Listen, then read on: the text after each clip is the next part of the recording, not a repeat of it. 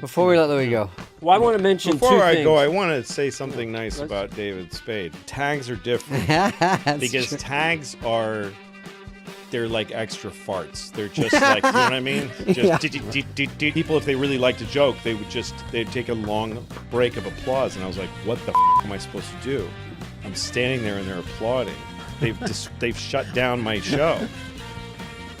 Louis C.K. I don't want to brag, but I kind of gave him a start. No, I hired him as my head writer on the ill-fated or great show, whatever you think about it, Dana Carvey Show. So the I've known him much since he was- discussed Dana Carvey Show because it had its place in history.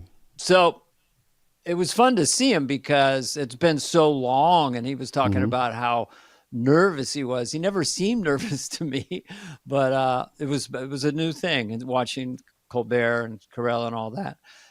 He was nervous on your show when he was writing. Yeah. It's like 1996. He's like, right out of high school or something, or like early 20s or whatever he was. But it was interesting to.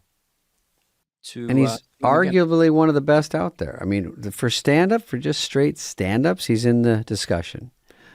We do break that down a lot, and I found it interesting just to get into like his methodology of what he likes to introduce very uncomfortable premises and gets the audience on their heels a little bit, and then he deconstructs it, gets them really laughing, shames them for laughing at the previous one. I mean, it is high level stand-up. It's great. The things he was saying about his opener and how he was challenging him and so it's so interesting. I will say that because we talked pretty much just straight comedy the whole time, like breaking down everything and how the performance and the joke. And he's such a wordsmith.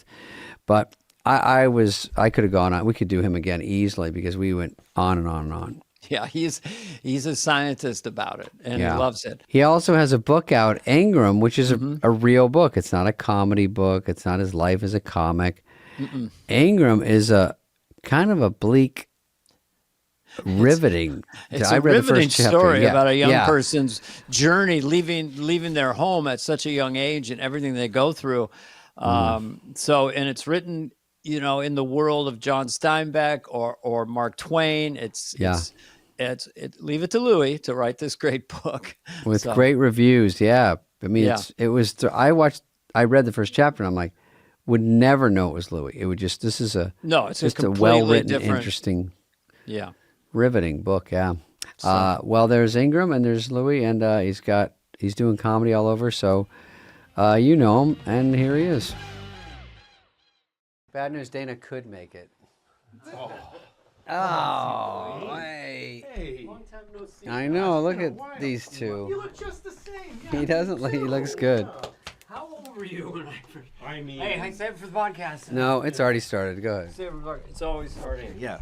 We have nothing. We have no notes. We have no questions. Good. And we have no statements. Good. It's called Carrying the Podcast with Louis C.K. Yeah. I have a really nice thing to say to you. Yeah. Okay. Let's start with Really that. nice Did thing we to start? say. Yeah, we start. Yeah, it's always on. Okay. Always rolling. So I thought this was kind of sweet, and you would hear it. Yeah. Would like Yeah. it. So I read the first chapter of Ingram, Yeah. and I'm like, holy shit! I mean, what's going on here? Like, and my wife is a reader. Like, doesn't fiction, reads everything. Yeah, everything. So I said, honey, will you read this first chapter? I just went and did a couple things. She goes, it's incredible. I just ordered the book. Wow. Yeah. You're great. Because I thought, feels wow, great. I can give Louie an honest compliment. No Yeah, kiss-assing. that This feels is great. exactly what happened. And I'll put her on the phone if I have to. But I thought, and I talked to Dennis about it. And he goes, Christ's sake, is the sea can't turn it into the next Steinbeck over here? I didn't talk to Dennis, but No. I have to say, I was a little shocked too. Louie has a book called Ingram, Yeah. Ingram. and I just read the first chapter because Dana was talking about it. Yeah. He sent me the book, and I was astonished that it's one more different move that. Listen, comedians write books. Sure. I wrote a book about my life. I wrote a book about stupid Wacky shit. books. Yeah. Mine's wacky and Yeah. stupid, exactly what you'd think. A 5-year-old could do mine. But it was even from 4-year-old. the first paragraph. I'm like, okay, I wouldn't know who did this. You know what I mean? It's not like, oh, this is typical Louie. Right. And So it's just like a writer writing a great book. the fact Jeez, that our thanks. little character, our guy, Yeah. you get so attached because all this Brutal. stuff's happening and he's just describing it. You know, he's not emotional or Yeah. and it's getting you in a different way where you're invested already. Like, what is going to happen to this little person? Yeah. You know, so it's amazing. Thanks. I would love to think I could do that, but I Thanks. can't. I hope the second chapter is as good. It really falls apart. Well, I don't know. I mean, the art of it, I was just the sentence construction. So you've got your narrative in a way, you've got your Yeah. story, and then it's like, without giving it away, Yeah. how will I describe his dad walking by? Yeah. You know, and I guess it's a discipline, and you're just really going. And when you get it, you're high as a kite, right? Well, One sentence. yeah, I had never done this before. I've written fiction, I've written short stories, which I've never done anything with. It's what I really want to do when I was a kid, you know, more than anything. And so I just started doing it last few years. And this thing came because I just wanted to hear. I read a lot of American fiction, like Flannery O'Connor, Mark Twain, and Faulkner, guys like that. But also like what's her name, the Mockingbird. I'm really bad with names. To Kill a Mockingbird. Irma by- Bombeck. by No, I'm kidding. Susan Mockingbird. Yeah, Susan Mockingbird. Why don't we know So her name? Susan Look it up, Mockingbird folks. was Harper Lee. Yeah. So anyway, there's this thing Yes. about the American voice, like the way that Americans, that Yeah. there's an eloquence to it. Also, Yep. I read a lot about Abraham Lincoln, and like he was like educated by somebody who knew two things more than him. Right. But there's this way that American Yeah. soil speaks, and I wanted to feel that voice somehow. I wanted to see, do I have that in me? You know, I was raised here. I was a boy in America, and I started to write this kid started talking to me, and I cared about him, and I wanted to see what I felt like writing him was a way of taking care of him. Yeah. But these terrible things kept happening to him, and I would just go, "Ah, It's rough. shit." I would just go, It's "God a rough damn it." beginning. Why am I doing this? Yeah, I wish I had. I wish can't I had stop. another way, but the way I can take care of him Right. is to give as honest and accurate an account of what he's feeling and how he's seeing it. And I kept being impressed that he's just sees it and he reflects on it. Yeah. And he's poetic about it, even sometimes humorous about it. And he just processes what's happening to him. And he says when it hurts, but he doesn't complain when it hurts. You know what I mean? Yeah, He just I know. tries to It's do old. better Yeah. next It's very time. old school. I'm fascinated by a lot of things. I went to state college, but Yeah, I didn't go to any college. the so good. You're over me. Yeah. Who else didn't go to college? That's a genius. All Anyway, comedians. Chris Rock. the power of the spoken word. So we have all this media coming out, all different kinds. Yeah. But I'd gone a few years ago, and I went to the Lincoln Memorial, and we're inside, and I just looked up, I read the Gettysburg Address, and I just had tears coming down. Yeah. The power of the spoken word is still number one with the bullet. I'm Casey Kasem. There's still nothing more powerful. Sorry, I did it yesterday. written American The original American Yeah. word. So that's why I can't imagine the satisfaction, and I assume you've gotten a lot of feedback on accomplishing that. You know, it's quite an achievement. Well, I was sort of anxious as I wrote it, that I would not finish it. I knew that there was a whole story to tell. I knew it was a book. After about 3 days, I was like, this is a book. I got to tell a long story here. I didn't know where it was going. I didn't Oh, you plot it didn't out. have it like mapped out like a movie. No, I didn't do that. I just would sit down every day and go, so what happened? And He's getting farther away from the house. So what happened? yeah, You're like, fuck, yeah, does he come Okay, back? so you're speaking to the book in real time. yeah. So what happened today? What happened today? Yeah. And what happened now?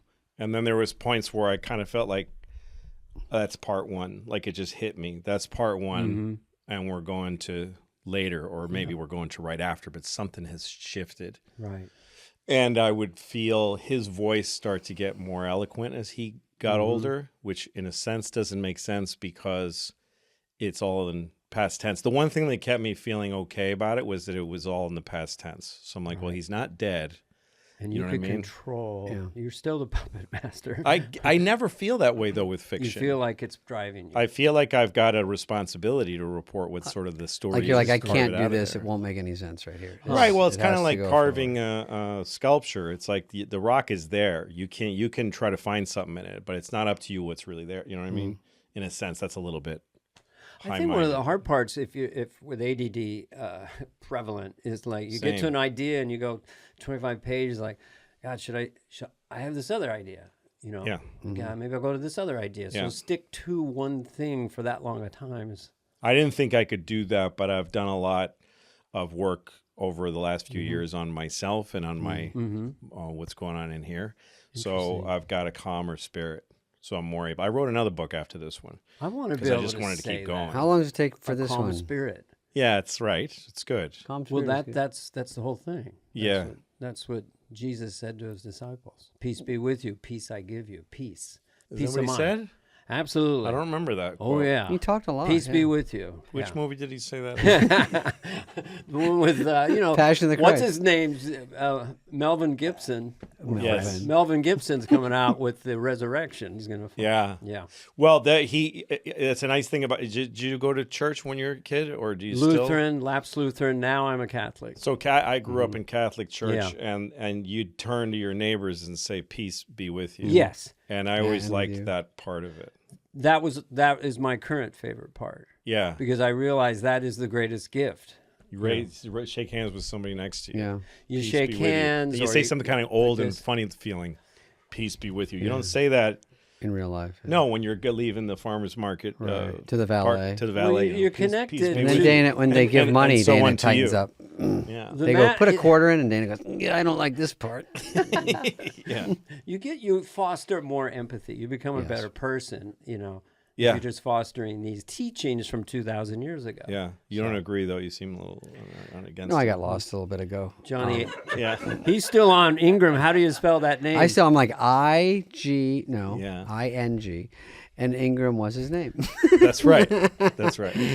No, There is a spoken. Didn't Shatner do a spoken word album on Ingram? It's going to come out later. I hope so. Yeah, they should. Yeah, I would want that, like a, I interpretation. didn't like the gray highway, whatever he called the gray. Arm the highway. The hard swinging. gray road. The hard gray road. Arms swinging like tools in the shed in the wind, possibly. Yeah. Something like that, right? That was his dad, yeah. Yeah. What makes me did it make you go back to your own childhood? Because he had that silver spoon, easy childhood. Where'd you grow up? No, I'm kidding. the Joe Dirt guy. I'm Arizona. He had some rough and But tumble. were you Joe Dirt or did you I was take a little that bit on like later? that. Even Ingram reminded me of that a little bit. It's starting Yeah. from sort of nothing, and then parents are gone. In the I don't want to give the whole movie book away, but I grew up in Arizona. Middle, lower, whatever. Dad Yeah. left, so we had 3 boys. Mom just trying to work and 2 jobs to keep us around. But trying to be home, but also how much do you pay a babysitter? Yeah. That's how much he's making. But Yeah. once the dad splits on a dime, there's really no plan. It's just, are you guys good? Can That's you what my watch your mom brothers? was raised us alone. My dad left when I was 10, Okay. and my mom worked. My dad didn't contribute Yeah, anything exactly. He had the same either thing. way. So my Yeah. mom was like, all right, guys. She Yeah. had 4 kids, and she's like, Wow. I got a microwave. That was the big move. We got a microwave. And there's a because- lean cuisine in the shed. Yes. So yeah, fight exactly. over that. Yeah. That's on the good nights. Hot dogs are 30 seconds each. I remember her telling us Tater that's how you tots. figure out how long to microwave anything. You just hot dogs 30 seconds. So if it looks like 2, make it 60. You know what I mean? Like the Good. size of a hot dog was the unit. That's nice. And she came home at 7 o'clock. And sometimes I'd want to make her something, you know. Sure. But I was alone, and I grew up in a suburb, so we just owned kids just owned the streets. You just went out. Yeah. Nobody knew where you were. Yeah. Child support was optional back then. Yes. There's only one thing. A lot of worse people passed on it. than- Yeah, it's weird, isn't it? That they were like, My dad took a hard pass. There is one thing worse than the dad leaving. yeah, what's that? Dad stays. Stays and an Yes, it asshole. is. Definitely. I'm I would glad my love dad it. wasn't around. Yeah. You did? I'm glad he wasn't around. Did you ever reconcile with him? Or He for like a few minutes, yeah. Oh, okay. Yeah, we had like a 12-minute conversation that felt like, I'll take that. That's good. He's That's like, we good here? Yeah, that's like, good. yeah, That'll be sure. good. Yeah. All right, so this one, Dana, this is Pura. Yeah. This is sort of a new move here. I know. Reimagining the future of fragrance. Interesting. Right. It's the smart home fragrance brand that's redefining how people scent their spaces. So this is an app-controlled diffuser, right? And it's got premium, clean, safe fragrances. So you pick one, and you pick intensity, and you can throw it when you want, as strong as you want.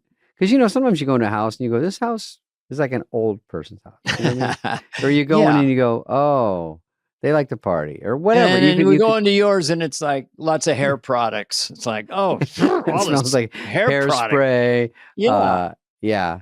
Straightening irons. I mean, you need Pura. I'll be honest. You can personalize it for your environment or your car, and it can be a gift. Yeah. I mean, you tell someone, hey, let's zhuzh up that car. Let's zhuzh up that house. But some people want that because they go, listen, my car, I bought it. I don't love the smell.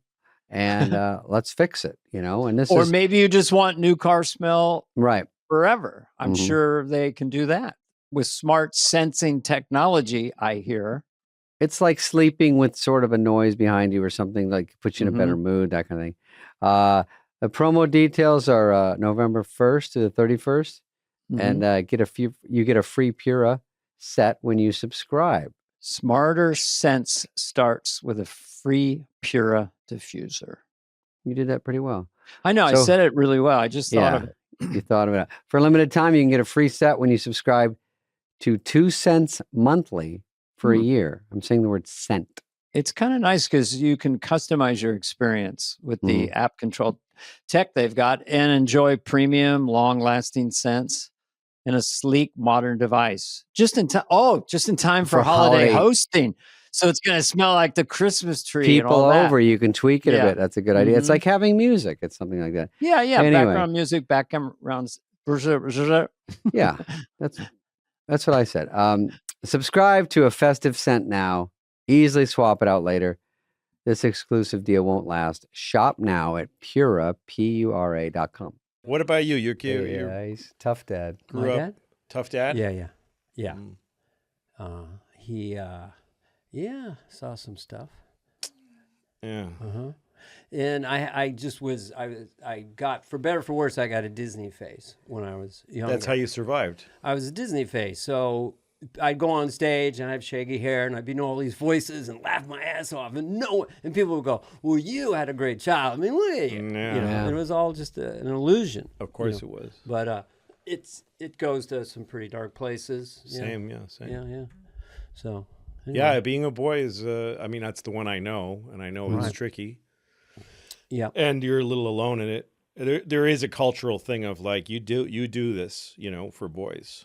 It's on you, at least for our generation, maybe my generation. Like, this is on you. And I did have a great mom. My mom was a fantastic person, and she was raising 4 kids by herself while working. So she had limits that were just there, but she was a great friend, especially in adulthood, later. Yeah. She was the best phone call I would ever have. She's the voice I reach to. I think that, the word heroes tossed off a lot, but a single mom working full time with 4 kids and making it through. Yeah. Just getting everyone through. The sacrifice of getting that. everyone Her through. life is just on nothing. Deep. Yeah. No dating, no fun. Oh, forget it. Forget that. Just, are you okay? Do you have a food? Do we leave an apple? Are you? That's it. And then a little humor. Always a little humor. She was always like, hey. Not a I remember complainer. once I was going off to school and I was in a lot of trouble. I had just caused a lot of problems and I was going to school to face them. And my mom said to me on the way out the door, hey, don't let them get you down that bad. We love you here at home. You're loved. Jeez. That's how she sent me out the door. Like, this isn't the end of the world. Like, go face it, but That's a fuck really, them a little. really Did you feel- smart. But fuck them. That's I a feel- really smart thing to say to a kid. I in was that scared to moment. stress my mom out. So, I you do always something worried wrong about in school or bad stressing her out. grades. Yeah. I was getting good grades, and I'm like, I got to keep this shit up because she gets so happy. I couldn't do it. I had terrible grades. Yeah. And I had a period of just doing a lot of drugs. And I stressed her out a lot. It hurt to see her how stressed out she was. Did you tell her I will be a millionaire soon? I never Just told relax her a little bit. But I did it. I did. She did get to see it happen. That's the greatest. Unbelievable. Because it's all, I would give 100% of it to my mom. Like, I would never have gotten through that anyone shit. who comes from nothing and then gets on TV and makes a lot of money, it's like a fever dream. It's almost like, did it happen? You mean for the family? The family, my siblings or myself, the likelihood of it, I would tell, I get laughed out of the room. And when I started doing stand-up, the neighbors would go, well, whatever you really end up doing, this will kind of help your confidence. Yeah. It was nobody, in my high school, nobody has ever gotten on TV. It's like, No, it wasn't. 40, It's not 50 even years an later. option. Not even a Do possibility. you remember when we were working on your show? There was You mean a guy, the Dana Carvey Show? Dana Carvey Show. Let's You get were my into head- on that. ABC. on Tuesdays ABC. at 9:30. Perfect time slot. How do we fumble Yes. that home run? Yes. So there we had auditions for cast members, and a guy named Kerry Prusa auditioned, and he was wonderful. I don't know where he is now, but he did he did characters for us. He just stood in the room, and there was like five of us, and one of his characters was my uncle when I told him I was auditioning for this show. And his uncle goes, you ain't never gonna be on no Dana. Those are professional actors. You ain't never gonna be on. And we almost wanted to give it to him because of Just that. based Just on that. yeah. That's a Spite great, the a uncle. fuck great that take. guy. Yeah. Yeah, but And But when- yeah, I don't know. Being a boy is it's. I feel like Ingram is like me without my mom in a sense, or a mom that was just so inundated, and so the heaviness on a person that she just couldn't. She and couldn't. just had to get Why, the She mom just said part you- got to me, even in chapter 1. Yeah. I haven't gotten to the part where he's on Star Search, but it takes. I know it's where it's that headed. took me by Of course, surprise. that's where it's going. It's yeah. so I thought, predictable. this is Ingram's like, yada, da, da, da. I did it. I made it. Yeah. I want to hear more about the show when you guys started. Who found who? Did you find Louie? So my goal was Yeah. go meet Louie. So we met at Brillstein Gray, Right. and Yeah. he was a fresh-faced kid. I Who guess was that's handling his you? first- I was someone writing. handling I you? wasn't with Brillstein. I was writing on Conan. Yeah. Okay. And then I was on Conan for 2 years, and it just burnt me right out. I remember you saying the a sausage hard job. thing. It was It's just too hard. It was yeah. because every show they treated it like it was SNL every night. Like Yeah. it was every night. I could imagine. Yeah. So I was like old when it was over, and I was 25. Yeah. But I Daily was like, shows are beating because you guys did a lot of bits and sketches. bits. It's just like, fuck. It's not and the just. show is for those 2 years that I was there. It was just hated. It was hated. You got the hated ones. Yes, and so yeah. it just was hard. And then I went and wrote for Letterman for a short while because I wanted to be on there as a stand-up, and I basically got told if you write on the show, then maybe if you take the writing job, maybe they'll. So I did it, and that wasn't a good experience for me. And then you guys started your show. Yeah, so you were great, and you stupid prankster still. But think of my point of view. So I have this show. For a reason, it's a disaster in a way. But I wanted out even before it started. It was way too. I remember that. Yeah, I was ready to go. It was just like because Heather Morgan would come in and pitching me sketches. I go, what? I was just fighting for parts on SNL. Now I'm in my own show. You're the Lauren. Well, I didn't know I had Steve Carell and Stephen Colbert, who I Right. adored. And Yeah. the first day I rehearsed with them, I said, I must be rusty. Right. I must be rusty How so? Because you because they were just so They're they were good. quick. Yeah. 10 years younger, no kids. They were just like Yeah. and brilliant. You know, I must be rusty. But so I'm sitting back in life, and I go, oh, Carell's, Colbert. Now, Yeah. they're. Yeah. They're hungry That's and you're what are the full. odds? Two guys, Yeah. cast members, and their movie stars are incredible. He's got his show and everything, and like, oh, Louie, oh, I almost blushed. Oh my goodness, Louie. Louie became the greatest stand-up, potentially. Well, I hate because he's a nice guy, but I tell you, we were here with Andrew Santino. He's just, Yeah. It's a nice He- kid. I like that. Yeah. He's funny too. Casually, as a throwaway, go, well, Louie's the greatest stand-up. Oh, that's nice. I'm just telling you, I hear that a assume lot it's of fun to times. hear, but Oh, it feels good to hear. Yeah. that. does it? Okay, Yeah. because I don't want it to come off like I respect Merv that Griffin guy, or something. Santino. He's good. He's really good. No, he just said it like it was just Like a it's fact, given. and It's a given, I don't yeah. know that we can talk about that, but it is sort of interesting that story. I know you've told a lot. You can Where you pitch your started side. being honest on stage. Yeah. and then it just went from there. Well, I want to say though about your show, the Dana Carvey Show, Taco Bell, Dana Carvey. the Don't Taco hope. Bell, sometimes the Mountain Dew Dana Carvey Show. Sometimes the Empire Szechuan. after Taco Bell Empire bailed. Talk about, Jimmy Kimmel, we were losing everybody. I mean, we were, Yeah. it wasn't like that. was a And I daily. think actually the press was reporting that we were losing Yeah. sponsors, even though we engineered it that way. We got PepsiCo to sponsor the show, and we asked them to put a different one of their brands on every week. Oh, So yes. we were shifted. It was our idea, Oh. but the press was like, "Oh, I guess Taco Bell bailed." No, we switched on purpose. We had it planned. But the idea was to get a parent company that would let us have a different sponsor every week. Thought But out. anyway, for me, I was very young. I was way in over my head for the job that I was the head writer of the show, I don't think so. and I had no idea how to. Stressful. God. It was so It was the most stressful time in my life. In my 58 a prime years, time show. I'm sorry. that to was hear the most that. stressful job I ever had. But I was all of that stress melts away. I'm left with a massive education I got from it. But but working with you was a big deal for me. You were legendary. How old were you when we did the show? 61. No, I was 40. Isn't that funny that 41. we were 40. younger than all of us? We were way younger. 40 is another is light years for me. Oh yeah. And you were but I loved working with you because you were you had this great, deep traditional background of comedy, and you were a purebred. You're just a Hall of Fame guy. You're great at what you do. Thank you. And you still are. And Are we recording? yeah. Just want to make sure. We just found a clip. Go ahead. So good. And you're very kind, and you were very generous with sharing your history and stories about where you'd been. And I remember one time, because I was still doing stand-up when I was on that show. Yeah.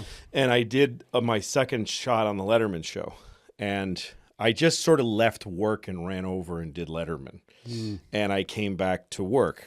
And the next day you said, weren't you on Letterman last night? And I was like, yes, sir. Like, I was just sort of like a guy that works there. You go, weren't you on the David Letterman show last night? And I said, yeah. And how did it go? And I said, it was good. And so you said, I want to see it. And you went and got someone to get a tape of it. And he and I sat in the office, just the two of us. Oh, and you watch it together? And he said, I want to watch it. And we watched it. And I was proud of the set. Sure. And Dana stood next to the TV and he pointed at the TV afterwards. And he said, do you understand that when I was out there doing what you're doing, being a stand-up, and if you had a set like that back in whatever, the 70s or 80s, Yeah. Superstar. you would have been a huge, never to look back again star. Like After a a set like Kinnison, that, like a you'd be everything. Roseanne, You'd walk boom. everywhere you'd walk One in, they'd shot. give you a standing ovation. You'd be the next guy. Yeah. So And- I was right. Well, it took a long Took time. a while. Took a decade. Which is okay. It's Yeah. actually better that way. But Yeah. but anyway, that just meant so much to Well, me. I'm glad to hear that. It's true. Those are building That's blocks a very at that nice point. story. I learned a lot from you. I quote things you told me. Like I once pitched a joke to him. It was when we were doing my favorite bit we ever did on the show, which was Tom Brokaw recording several versions of One of the Richard best Nixon's sketches. I was just in it. Gerald Ford. Yes. Gerald Ford is dead tonight. He Yeah. was attacked by a circus lion in a convenience So store. that was the joke. that was The joke was he was Preparing mauled in to case death. he died. yeah. Yes, in case he died, all the Scenarios. contingencies. Cover every possible one they Yes. can throw Yeah. up. Yes. Okay. Yes. So Gerald Ford died today. He was mauled to death by a mountain lion in a convenience store. And so we did it in the first take. In the second take, I approached the desk and said to him, just put a pause between mountain lion and in a convenience store. That was a good note. And he did it, and it got 2 laughs. Yeah. I love And it. I just sitting back there, just doing my job. Dana goes like this to me and brings me over and he goes, you bought me an extra laugh. Yep. Do you understand how powerful that is? That is a big You deal. bought me an extra laugh. That's big. You're valuable. That was meaningful to me. And I say, That's great. I repeat that to young comics all the time about timing and about the class of the moment, everything. I do like helping younger comedians. I enjoy it. I mean, with Carell and Colbert, same kind of thing. Yeah. They were such gentlemen, married. They're kind of conservative in that They way. were, when they're- yeah. in their real lives. Yes. And so sweet and earnest, and then obviously so talented. I also loved Heather Morgan. I loved her. Oh, she she was was so good. strange and enigmatic. I put her Yes. in a movie after we did Oh, that good. show. And I loved her. I don't know where she is now, but she was like a groundling person. The She groundlings. was so funny. So You had her talented. as, was it Pat Nixon in a cell or something? So her thing was first ladies as dogs. yes, And that's I right. think you can see it on YouTube or Yeah. whatever, but it's her Who's dressed not as biting on that sketch? Dressed It's as different hysterical. first ladies. all the first ladies, but then she would find a dog that they were like, and she'd That's do it. them as dogs, and it was fucking genius. Yeah. Brilliant. You know what's funny you're saying about that double laugh? Like, I mean, Nate Bargatze comes to mind, but when you're watching and you have an audience that's really in your vibe and they're laughing at setups, Yeah. like you're getting extra stuff on your way to your big part. Yeah. It's great. When you get a good crowd and you're on your game, there's nothing like a joke turning into 3. That's right. And then some tags. Tags are tricky to me. That's different. Tags are different That's because true. tags they're like extra farts. They're just like, you know what I mean? Just Yeah. it's just a How little much extra more? fart. How much more can we fart Yeah. this Yeah. out until the And audience? some audiences you can't fart that much. No, you can't. Because they barely buy the punchline. Yes. And you go, here's right. I used to have 9 tags. I'm bailing right now because they didn't buy this part. No, right. And sometimes it's like when Muhammad Ali punched out George Foreman.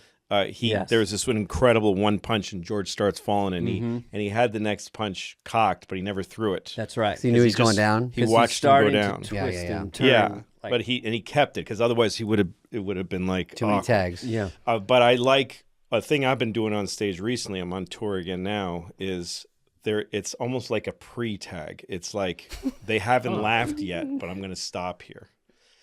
Or like, this is a bad idea to say this, so I'm going to say it and then stop talking. It's interesting if you You say know. something Can you and give us let an example? I'll give you an they're example, which is laughing the on hardest figuring it part out. of every show I do. And Okay. then I don't know, whatever, it'll be out there. I don't care.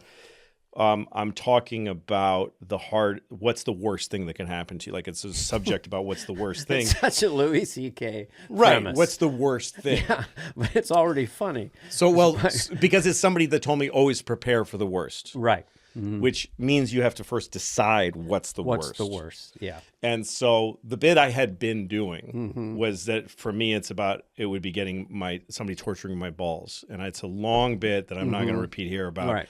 ball torture. And it's all easy laughs. It's just huge. Daniel Craig had it in Casino Royale, I believe. Seated in the chair, naked, and they Yeah. And the spike him. ball, Yeah. just jokes Yeah, about balls are ball funny. torture. Yeah. But one night I was doing it and I said, I'm about to say, for me, the worst would be someone torturing my balls. And I just said, for me, the worst, well, besides one of my daughters dying and having to tell the other one that she's dead. Yes. And then I just stopped talking. And the place just went, Yeah. and I just waited. And there's whispering. And awkwardness. One guy shrieks laughing. And everyone looks at him. And I'm just watching the room Awkward change. laugh. Yeah. I'm just It's watching just the high room wire change. shit, man. It's so interesting to watch a room change like that. And then go, okay, you done? All right, now the ball stuff. And it still kills. It doesn't hurt. The balls Right. stuff is just the balls stuff. We all forget it happened.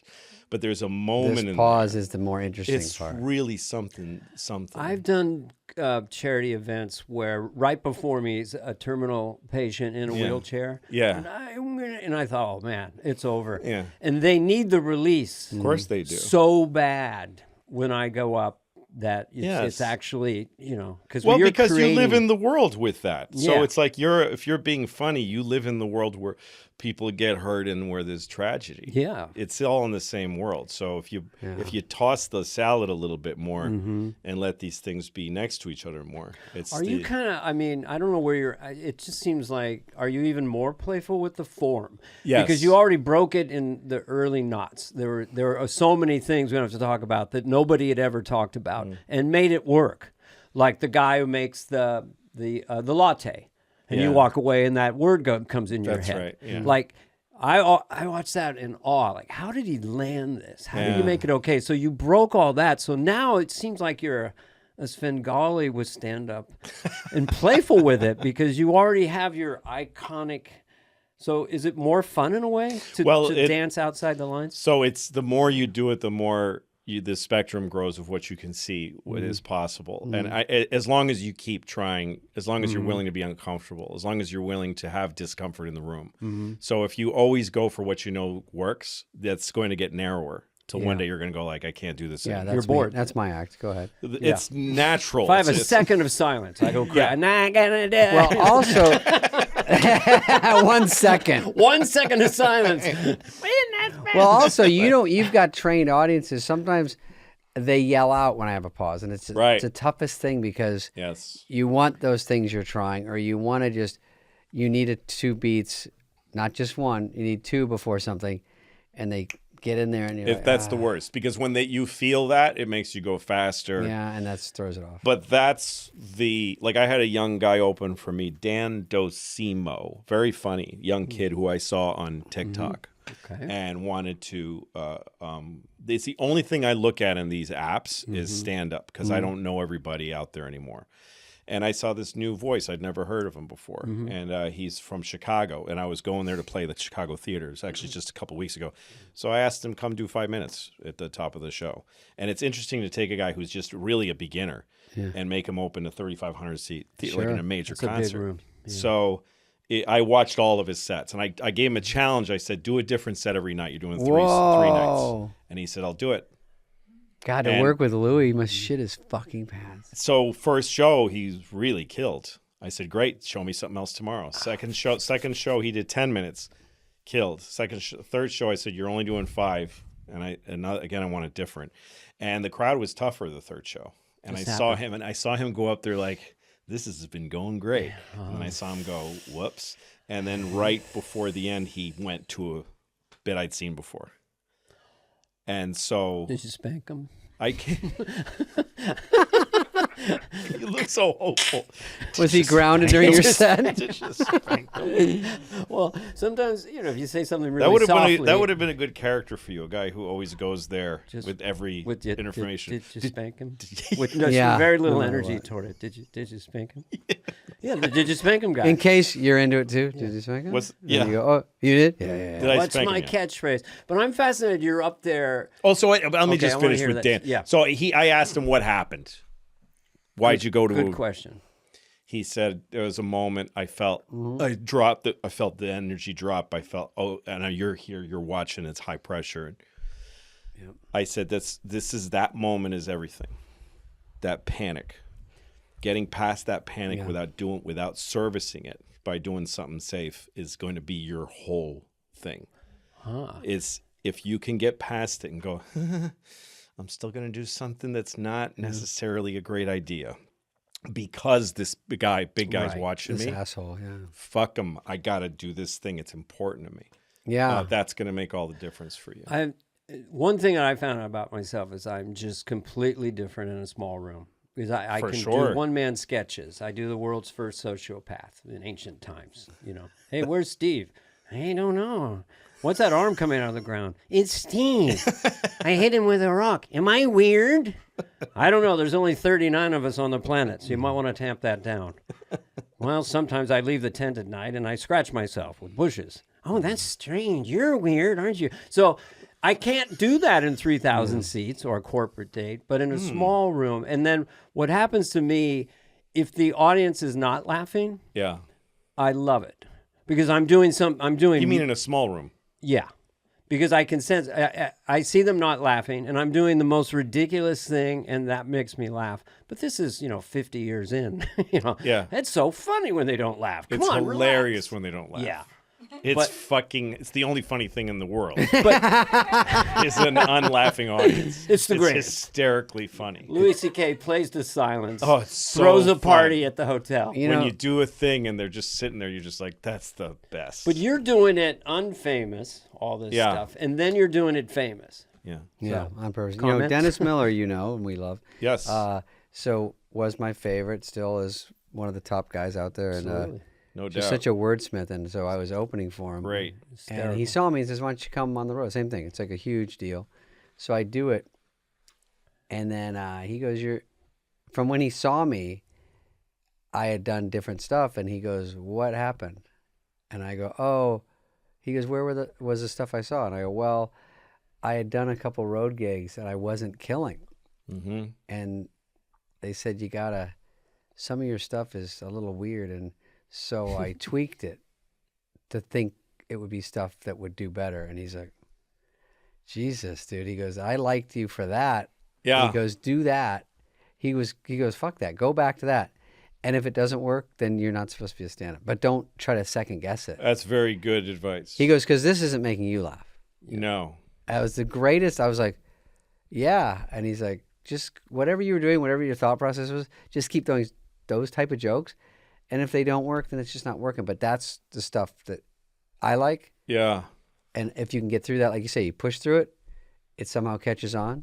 Mm-hmm. It was such a great observation great advice, because then you're yourself, and audiences come with expectations, Mm-hmm. but they drop them in a hot second when they see you doing something interesting. Mm-hmm. They go, well, I want to hear some jokes, and then they see you being like, well, I don't know what that guy's doing, but Yeah. I'm in. A weird joke where you don't get it, I always go, like, what is this guy doing? And Well, then the thing is, there's pulls so you much in. potential in a moment on stage, beyond the one laugh. If you don't get, if you're willing, if you can detach emotionally, or you don't put your ego in it. Right. That's the most dangerous thing for a comic is like, I don't like the way I feel when they're not laughing. Yeah. Because it's like being a scientist and you put in some whatever and then it doesn't, and you go, wait, but why isn't it changing into ammonia? Like you should just be studying what happens. And for me, like if I put something out there that confuses them or upsets them, I've just changed the chemistry in the room. That means I have a whole bunch of other things I can do now that are beyond that moment. That different laughs that feel different because they came after discomfort or after confusion. Yeah. Instead of I've just been like, at this you know, 50 years. I feel I'm in a comedy master's school. class. So you should do a master's class. I mean, but that's amazing. I'm really curious of the first time you leapt to a giant room. Did you have to fight harder for being this authentic in each moment because Louis C.K.'s here? the big rooms. Well, The first early big rooms. It's pretty quiet for 10 minutes when there's 20,000. Are you talking like a Madison it takes Square longer Garden to. now? You mean really big room? Really, Like really. Madison Well, Square whatever Garden. the first room where you're a little intimidated, like maybe you had to try a little harder to be your authentic. Well, the very first time I did a theater was I opened for Jerry Seinfeld when I was 19. And I got to open for him in a club in Boston, and he liked me, so he took me to some would. like 1,000-seat theaters. It was before he had his show, but he was already a big deal. Yeah. And he took me to like 5 gigs, and a huge education for me. Yeah, Jerry. And, Jerry's something else. He's a guy. Yes. He's I a guy to study. As far as a writer, can I give you this one Jerry Seinfeld thing that I Yeah. love to do? He has a new album out. It's an LP, Yeah. and it's called Paper Clips. Why? So I just like that joke. I don't know why. I did it for Jerry. Paper Clips. Why? With a big smile.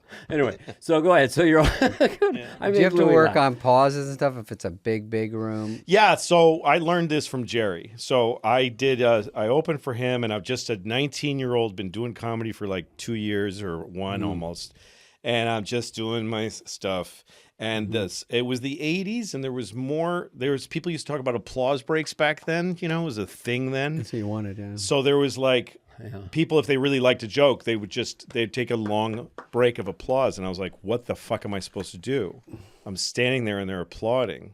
They've shut down my show. Like it's nothing to do. I love the physicality. Yeah, it's just like, you're like a what lot. do You're I like bow? Ingram. Locked. Yeah, it's like 3 minutes into the set. Yeah. So I asked Jerry, what do I do? And he said, stay in the bits, stay in the moments, to keep inhabiting the moment that got you that applause. Right. If you're like angry and the bit is about anger and they're applauding, just stay in that, and carry it to the next moment. Still the bit in their heads too. They're like, you don't just drop it. No. Yeah. And I think about that now because a lot of the bits I'm doing in this tour are more about a feeling than words. They're more about conveying a ridiculous emotion, but it's real to me. So I keep, when they're laughing, and I look at them sometimes like, why are you laughing at this? And that if you stick with it, you see it, you feel it start to actually rise. The laughter starts to turn into, and you can feel it changing and stuff. And it's because of your attitude informing it, your body language. Yeah, because you're still in it. You don't just go like, anyway, that's that. A lot of comedians have a habit of dropping their eyes down to their feet between bits. Anyway, I've done it. you know, Sometimes I have a yellow pad and I have my stuff, and I just stay there. that's great. And for me, if let's just say I'm doing Joe Biden or something, just stay there. Yeah. If they love it, it'll be 15 minutes. Yeah. That's right. Doesn't matter. That's my new idea in my head is when I'm in a bit, I want to be thinking, this is what I came here to talk about. Right. This one. Yeah. Yeah, I'm just here. This is it. Yeah. So that's in the big rooms, like, because some of the bigger ones, it Yeah. feels like you have to pump a lot of gas into the room before you can light it. And there's a lag. But if you keep your timing and you keep your They find you. They What's find that? they find your timing. They do, because also you are one. You think you're 3,500 against one, but they each think they're 1-to-1. Yeah.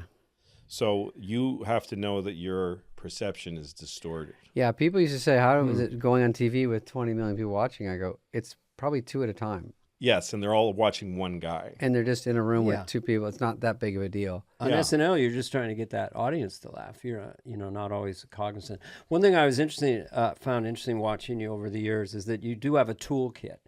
Like you have a lot of physicality. Oh. You do a lot of act outs. Mm-hmm. You have certain voices that you'll use. And you also have, which everyone has, is you have a certain, occasionally, you'll just let out a big smile and a big laugh. Sure. And I talked with Jerry about that all the greats have that moment to signal to the audience or to actually just let out release. Yes. But you have a lot of little moves you do that are Louis C.K. moves, that are little act outs. Are you aware of these? Some of them I would try to get rid of. Really? Yeah. Yeah. Just change. Yeah, like I have a voice I try to get off of.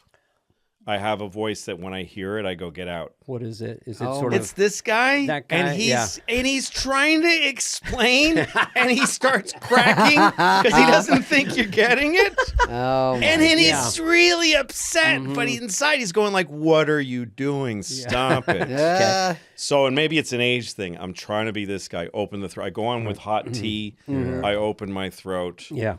I'm talking like this, and I'm talking. Yeah. I'm a human being, and I'm talking. Yes. I'm in the moment. Right. I'm not chasing a moment or running away from one. I'm in it. And if I start to feel like I'm chasing, I go, okay, all right, get back into it. Take a second, anything. I got a It's okay. question about your It's interesting. Ticketmaster thing. When did you go from? I always thought it was so interesting. You've got to be the first guy to do it, where you sort of everything's run from Louis C.K. Everything's run from emails. It just you didn't need anyone after a while, right? And did you get any blowback from ticket places, or do you say no more Ticketmaster? I'm just gonna. Well, it was back when the first thing I did was sell my own special on my website Oh, that was a big deal. Yeah. because I was doing a special each year. I was filling theaters. I was only doing stand-up at the time, and I was loving it. It was like the height for me. And I could do 2 hours. It was crazy, and I could fill any place I asked to play. And I wanted to do a special, and no one was doing them. Sometimes that happened back then. There was no Netflix then, and HBO had quit it. They were just like, we There's don't really like a do it lag. anymore. Yeah. You don't want to go to comedy center. You don't want to go to something too small. No, and there was nothing around, and I thought, well, I'm one of the top guys. Like I'm some people's favorite. Yeah. So like whatever, I'm in the ALDS. I'm in the Division League Series. Fair. Yeah. Yeah. Fair statement. Yeah. And so, how do I use that leverage? Well, what would happen if I sold it myself? What if I created a store for one product and sold this thing by myself? Yeah. And I hired some guys that do that. And they interviewed me about how I wanted the store to look. And I thought about all the things I hated about shopping for things, like having to put in on your address and make them your best friend. I said, just tell them they can buy it and they'll never hear from me again. And just drop your email if you want to hear from me, you know? And so I did it, and it made a shit ton of money right away. And then I had all these emails. And so I was able to, when I toured, also I was able to blast out and sell tickets. And then I started looking at things like Ticketmaster and, the fact that a lot of my tickets were getting sold for like $1,000 on StubHub and stuff. Mm-hmm. And that was a drag. And people on Ticketmaster were paying like $12 on top for extra fees. And the tickets were a lot. And I always charged less than other comedians. I used to look at what is Kathy Griffin and Jim Gaffigan's price and go a little under. That was my smart. That's how I priced my tickets. Of all people. A little under those folks. Because I respect those two. Yeah. And I thought I just want to be an easy ticket to buy. That's all. Yeah. So, but that made me more easy to scalp. Like it was a better investment. So my fans, anyway, this is a long story. I don't want to No, take I like this much this time. because it's so interesting No, to me I like that it happened. because- And that's what Theo's been talking about when we were doing this movie. He's like, why don't we do like Louie and you just buy it? I think it's a good idea. It works if you already have a following, which you guys obviously have. But It's risky. And I go, I It is don't think risky. people have done it. Maybe they've done it with movies. I go, should we be the first? I mean, I go, let's watch It's a someone tricky fuck thing. it up and then go, oh, here's what they did wrong. Now we do it. that's right. But to be first is tricky to do. It can be, and I had confidence because I was selling so well, and because I had an audience that wanted to see me. For sure. But then I started thinking about how Ticketmaster has the emails of everybody who buys your tickets. They have those are the Glengarry leads, like they have Yeah. Yeah. the emails, and they can contact everyone who has seen you, but you can't. And so we found a ticket company called eTix who would do exactly what Ticketmaster did for $12, and they charged like 50 cents. And they make it white label, which means it looks like it's your company.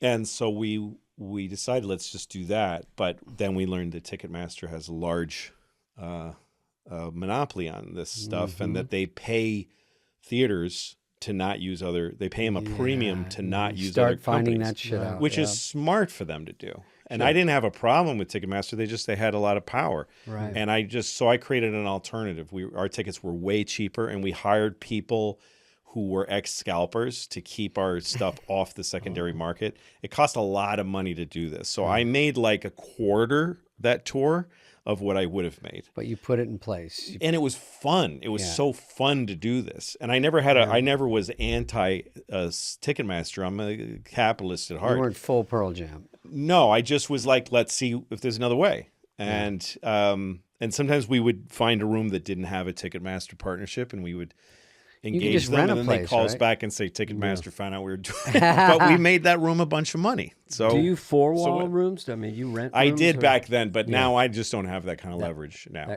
Now I use Ticketmaster. I let them charge what I'm just one of the guys now. That's what Pearl Jam did. Eventually, it's too It's too much overwhelming. work. Yeah, Yeah. and you don't have the time to do it. That's No. the thing, the money aspect Aaron of show Brockovich. business, and then the fun, and That's right. like they'll go, well, we got you this much to play this casino or whatever, and then I go there and the tickets are like way overpriced, Too much. and then there's a few empty seats. You're like, no, I want it cheaper. They don't. We live in different parallel universes.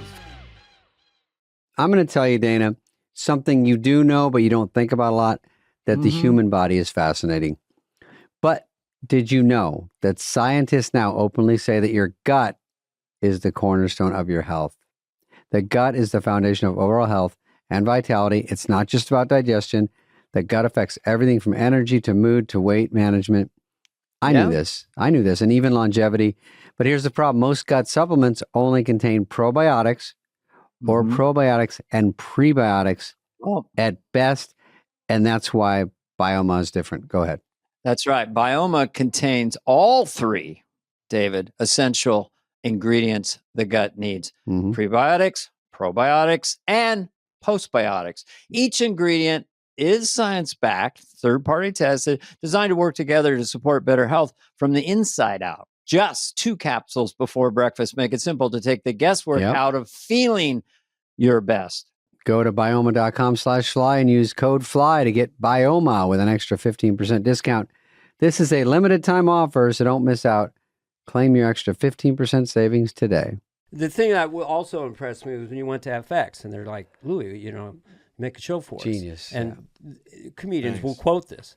What what do you have to pay me? What's the least amount you'll pay me where I just go make the show and hand it to you? Is that correct? Yeah, more or less. I mean, John Landgraf, who ran he still runs FX. Okay. It was a dialogue with him. So he was like, I'll give you $150,000. First it was like, I'll give you $100,000 to do a pilot.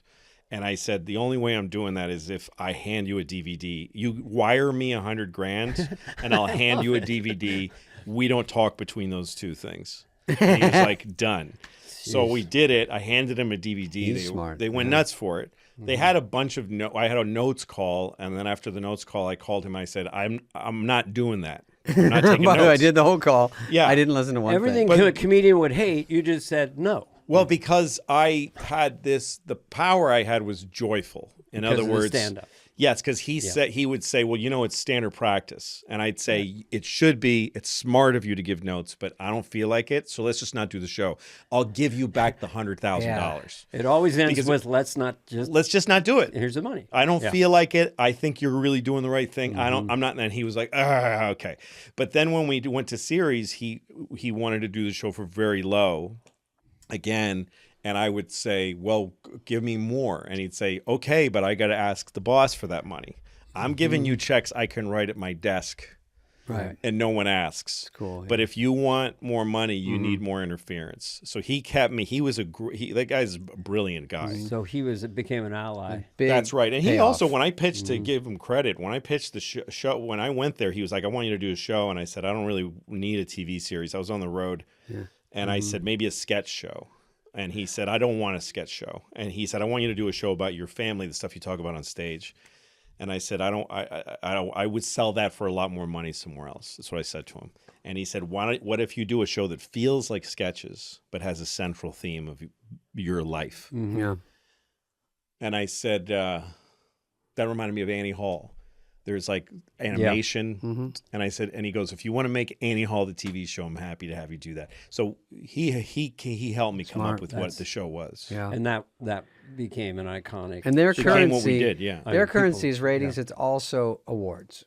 They all want for to them, be it's awards. all awards. They want to be awards, and it just gets it. It can be a show that does nothing, but it wins, and they love it. That was another thing when that show came out, and Big deal. it was like I using the term loosely. It was Woody Allen level of writing and humanity and your character. You know, Oh, I don't thanks. know. What's your favorite Woody Allen movie? It's a non Annie Hall is a huge one. So Yeah. Crimes and Misdemeanors. He has a bunch tied for first. Crimes and Misdemeanors, Husbands and Wives. Annie. Hannah and her sisters. Love is 'em all. Beautiful. And then the early ones, Take the Money and Run. Is hysterically funny. Yeah, for sure. There's one in Bananas. I mean, fuck. I love all of them. Well, every few years, Paul and I will just sort of go through Woody. You know, Right. Is Zelig the one And- where he is sort of ahead of its time? Zelig. He turns into like he's Right, a right, right. chameleon. And what do you call it? Bananas. He's in a court. It's a courtroom scene. Right. He does the whole. Yeah. But there's this one part where he says he goes to the judge, this trial is a mockery and a sham. of a Do you know that travesty." he says, do you know that there's not one homosexual on this jury? And the judge says, yes, there is. And he goes, oh, which one is it? The big guy at the end? Or the There's a movie that's kind of a. You'll know it when I tell you, but it's something in the modern era that makes me feel so good, and it's a Woody movie, and it's a touchstone for my wife and I that we will revisit it, and that's Midnight in Paris. I didn't see it. Holy fuck! Yeah. Wait, does he fly through the air with Goldie Hawn? No, That's some other it's city, like right? 2014. Is it Midnight Express? What I didn't see happened it. with it is that he finally found the best surrogate Woody. So Woody can't play the part, so we put Owen Wilson in. Oh, he would be good, Who yeah. sort of have the same kind of rhythms. Yes. Maybe we could just live here in Paris, you know. Yeah. But it's a really fun, if you're ever bored, Midnight in I'll Paris. check it out. Yeah, definitely should. Yeah. I like the guest. Before we let Louie go, Well, I want to mention Before two I things. go, I want to say something nice let's- about David Spade. Yes. the from one my and only. past. please. Okay. So I was a comedian in New York, and the bottom fell out of comedy, like all in one day. Like all the clubs were closing. Like it was 90 It was 90. This was 1992. cable TV had come in and usurped or Everything, whatever. but all the clubs closed. Yeah. Everyone was, and so SNL had a big changeover of writers and staff, cast. And so they were coming to see everybody at Catch a Rising Star. All the comedians were getting seen. And I did a showcase, and it was David Tell was on it, Laura Keitlinger, Janine Garofalo, Jay Moore. A bunch of people got seen that night, and I was put on first. And I hated that I was on first, but there was the club owner was he didn't like me very much. Jon Stewart was hosting the show. And so this is like, I can't pay the rent. Like I just want a writing job. I'll take anything. But this felt like the last train leaving for comedy for a lot of us. So we're going to do the show starts because it's late. They're not there. No SNL people are there. And the show starts and he goes, "You're going on first." I'm like, "They're not going to see me. They're not here." Yeah. And he goes, "Too bad." Yeah. Jon Stewart stretched as long as he could to kind of set the table. Try to get someone to be in the room while there was an empty table. Oh, okay. There was no people to watch. It's like pointless to go on. Yeah, no one's going to see me. Oh. And so finally Stewart looks at me and goes like this, "I'm sorry." And he brings me on. And I start doing my set for no reason now because I'm happy there's an audience there, but there's nobody. And then they come in while I'm on stage, like 12 people, Jim Downey, the whole bunch of them come in talking, and I'm like, this is fucking hell. Oh. David is in the group. I don't know David at the time. Didn't know him. Maybe a hello once in a while, a little bit. But he saw me, and I saw him do this. Oh, this guy, come here, sit down. He's made them all sit down and said, watch him, watch this guy. He settled this table down, and he made them watch me. And I didn't get the job, but the next day, Jim Downey called Robert Smigel and said, "I'm not going to hire this guy, but you should." And he gave me I got the other last train going, which was Conan. Oh. So it did work out. Something so I appreciate it. Thank you. Because that must have, if that's the Jay Moore one, of course. I'm glad I did something right. Yeah. The whimsy of Jay Moore, God, and Keitlinger.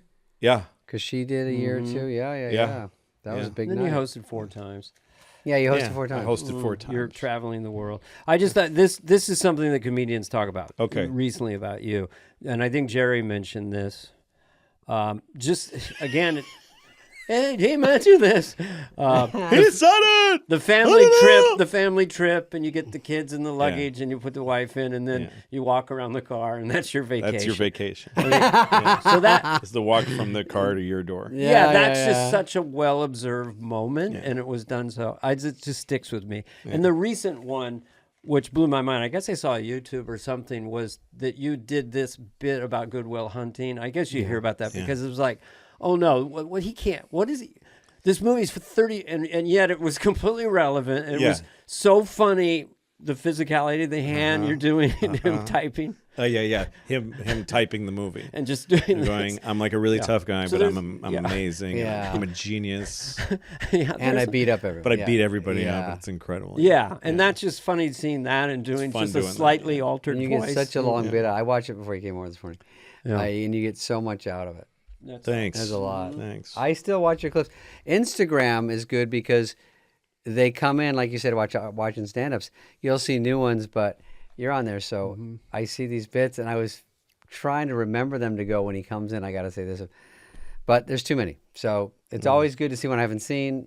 Yeah. And I'm like, this guy's still I'm pushing these killer bits for now. I'm trying to sum up your advice. It's a little bit like the emotional warfare of stand-up. Like if you're in a kitchen and had a drink in you with friends, that voice back there is not really, and you're kind of telling a story. That's right. That's not there. No. You're not future tripping past it. You're just, and so to take that, but have 20,000 look at you or 300 and emotionally calm that down and just be centered. Well, it's saying this to yourself about every moment. There's this feels new and jittery, but it's okay. This isn't the last moment. Okay. Get comfortable. And there's with being potential in this moment. Yeah. And it's gonna pass. And don't savor it, no matter what it is. So I feel that way in life. Mm-hmm. And on stage, it's been helping me a lot. I was asked this once on one of these type of podcasts. How do you turn someone on? How do you turn someone on? Yeah. I don't know how. Well, whatever you guys are doing right now is working. All right. Do you need a blanket? Or something? No, How do you turn? I thought it sounds like a riddle. I thought it was a riddle. I just said to them, turn your cell phone. And they go, no one's Yeah. ever said that. I like that. Yeah. Turn your cell phone. So Yeah. sometimes I do try to find a way out of the boredom and the tedium of stand-up Yeah. to get excited. Yeah. And whether I'm altering something or stepping outside or whatever I'm doing to make myself feel joyful, because sometimes you don't get Sometimes I do think that there's trap. there's a phenomenon that happens to me. Sometimes I shoot 2 shows to do a special, and the first show I got too much adrenaline and the crowd's dry, so I really struggle. Yeah. And then a second show, I just feel great. They've been out already. They're a later crowd. They're looser, and it's wonderful. I go back and look at them when I edit it. I end up using the first show more. Because the first show, I'm like on edge and I'm not happy, and that's funnier. I'd rather watch a comedian who's really not comfortable.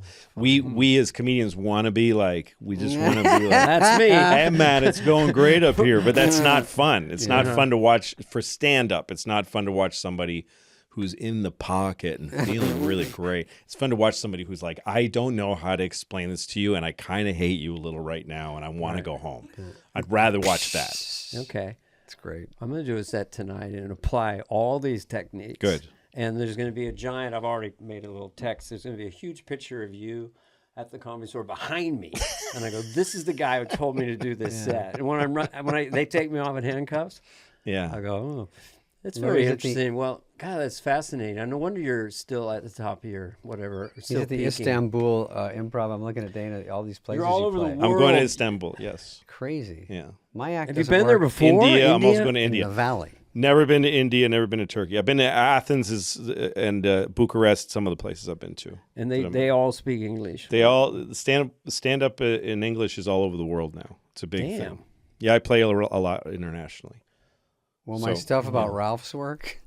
I don't. If you That's the explain thing. what Ralph's is, yes. Oh, you got to give it a little of that first. just a little. Yeah. Supermarket. Now we're in. Do you mind if I Yeah. get a selfie? Oh, no, sorry. Well, They look just- geez well, Louise, thank you, can you Louie. come back in like a few months again, or Whatever you want. We got I'm lots really to talk happy about to be here. I could We do could it for talk. another 2 hours. That was really we fun. could talk. Thank you, Louie. Thank Great you. to see you. Thank You're you. Louis C.K. You're David Spade. Yep. And I wrote a come book. It's on Amazon. Oh, Ingram. Go. Yeah. Do you have that book? Can we hold it up? Ingram is the Do you book. have the Ingram book? Yeah. Let's hold that up. We can cut this part because Yeah. the cover is really cool and the Yeah. texture of the it's cover. good, thick. Yeah, I like it Did too. you- Texture is Did good. they show that? To you? Book people are so different than TV people because TV, like you're like you guys don't know what the fuck you're doing, and they ask stupid questions. Right. But book people are smarter than me. Yeah, So 'cause like I got an email from this woman saying like I went through the book yesterday. Like she went through the whole book. She's like, I think that your original strategy for commas in the book was better than what the editor did, and I want to restore it. And I wrote back to her and said, I got to be really honest with you. I don't know what the fuck you're talking about. Yeah. Do whatever you think is best. So the cover, I showed them a cover of Grapes of Wrath that I really liked, a vintage version, and I said, this is the vibe, and they came up with You're this. brilliant. So. Well, it's all how it's done, and you go. it just looks really cool. Yeah, it it's just a nice- feels good. the Book is object. Ingram. Here you go. Here we go. A gentleman joins us, Louis C.K. He's going to be at the Comedy Store tonight at the Ice House Tuesday. Thursday, he'll be at Sir Laughs-A-Lot in Fresno. But right now, he's got a new bestseller, Louis C.K. It's called Ingram. Funnily enough. But anyway, that is That's a cool- See how that's faded. I don't know if it's a Yeah. I like it Photoshop all. I thing think or it's someone pretty cool. painted it. Yeah. It does kind of draw you in. Yeah. So that's but that's full circle what we wanted to talk about. This is your latest achievement. Have you had enough compliments? Is the Yeah, pouch Jesus. full? A little more, please. a Reveal, little more. but it's impressive as hell. Thank man. you. And when I finish it, I'm going to call you. Good. When you're in I the hope deli. so. When I Dana talked to finishes it, Dino I'll call today you. on the way here. Yeah, he's my buddy. I love know. Dino. There's Stamp only job. one Dino. He's the the only one. greatest. Yeah. Yeah.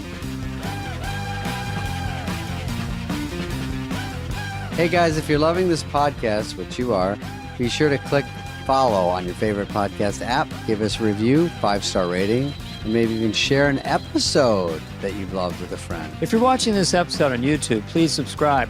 We're on video now. Fly on the Wall is presented by Odyssey and executive produced by Dana Carvey and David Spade, Heather Santoro and Greg Holtzman, Maddie Sprung-Kaiser, and Leah Reese-Dennis of Odyssey. Our senior producer is Greg Holtzman, and the show is produced and edited by Phil Sweettech.